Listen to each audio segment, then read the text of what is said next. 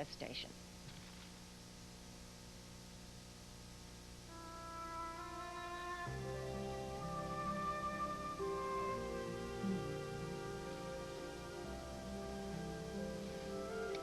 How do you feel?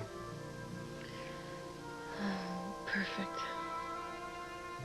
Warm. Sleepy. Loved. Good. After everything that we have been through lately, we deserve some good time and some quiet time.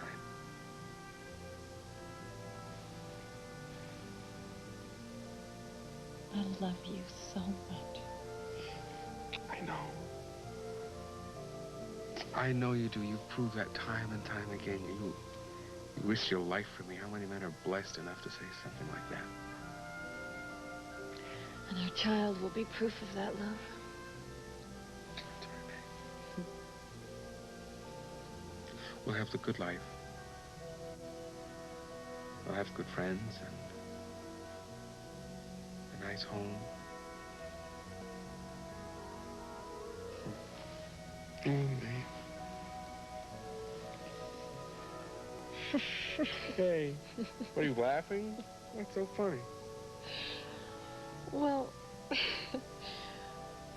I was just wondering what we're going to do with that adjoining bedroom now.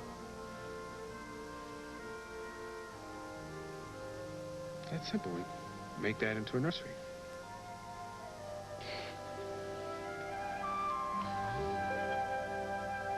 So the war was over, and I was on my way home. Hard to describe what that time was like. It was so intense. The feeling of relief that we'd made it through, and of sorrow for buddies who hadn't. But the main thing we wanted was to put death behind us. We wanted life. We wanted to celebrate it. Yes. Yes, to celebrate. Everybody in New Orleans was celebrating.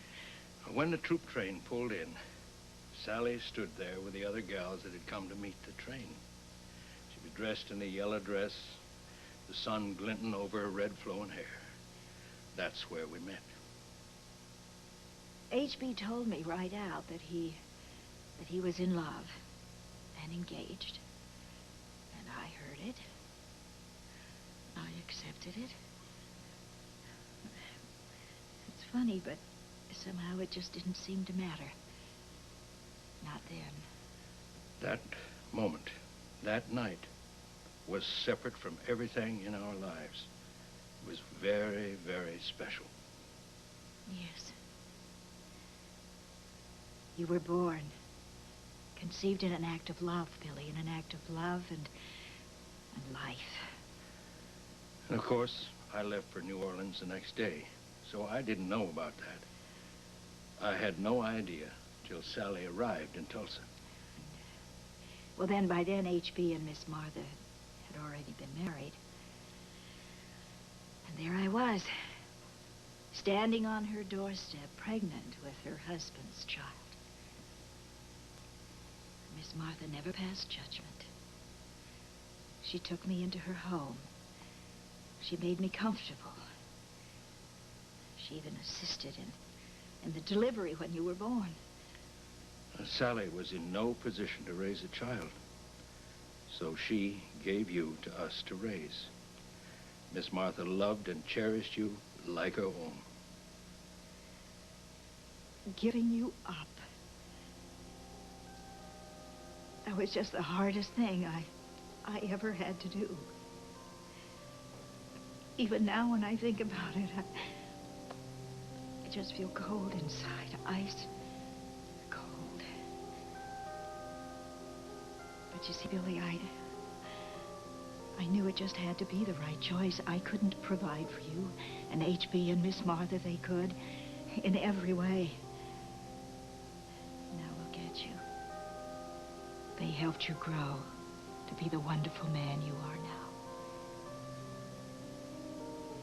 Billy, I don't want you to ever think that this means that I have any claim on your love. I'll never do that. Never, ever, as far as I'm concerned. Miss Martha is your true and only mother. But now that you do know all the facts, I do pray for just one thing. That maybe in time you may find a small place for me in your life. My name is Alexandra Spaulding. Miss Spaulding to you. To me? You don't really mean that. Only friends of long standing have the right to call me Alex. Friends and family, of course.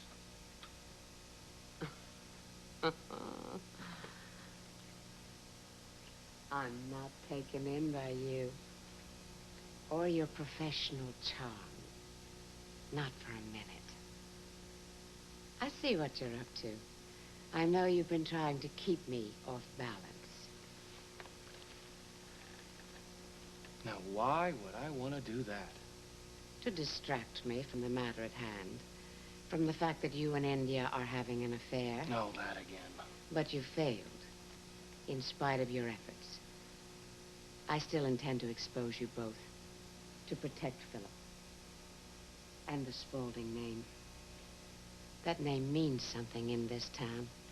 Something of great value. And I won't allow it to be cheapened or tarnished by a pair of gold diggers. Bravo. What righteous anger. This is really wonderful. Stop it! No, I can't. I really have to say it. I knew the Spauldings were special, but I had no idea how special. You are really something else, you know that? You're more than I could ever have hoped for. You have power, and you have style, and you have class. Real class. Young man, you will rue the day you ever set foot in Springfield. No. I'm going to bless the day, Alex, because it brought me closer to you. This is outrageous. No, don't be modest. You know it's true. You're more than I could ever have hoped for. You're the kind of woman that any man could be proud to claim as his sister.